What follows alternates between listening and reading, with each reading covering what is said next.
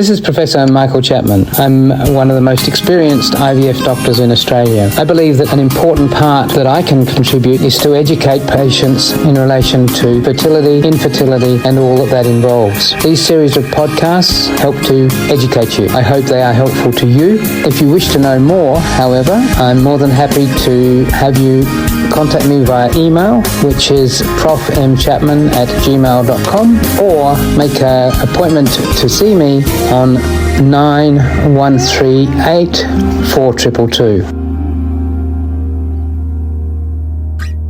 So the other group are women who have recurring miscarriages where genetic abnormalities are the most likely cause.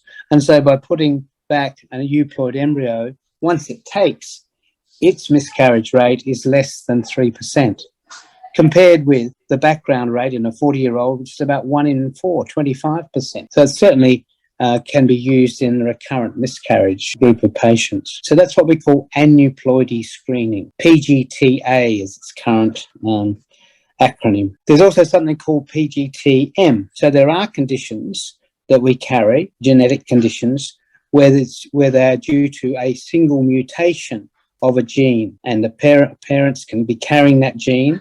They may be mildly affected themselves, or depending on if it's a sex-linked disease, it may be that they're not affected, but their son is. And what I'm thinking of there is haemophilia.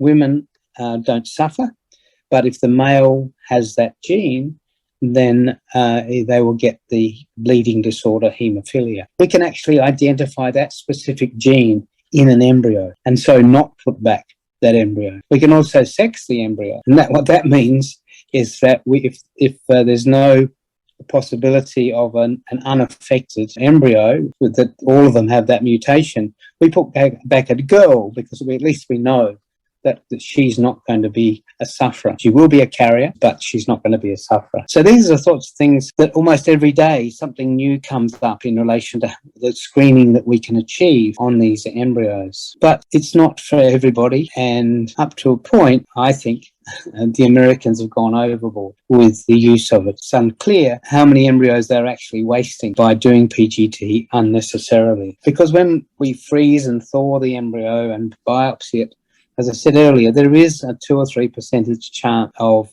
losing a good embryo. So we're cautious, and that's the way to go. So if you are having problems with IVF, having multiple failures, it may be that you should find a centre that has a good PGT service associated with the laboratory, because they may well help you get pregnant. And don't forget that you can access all the previous episodes by going to our website www.theivfjourney.com and select IVF Journey podcast from the navigation menu.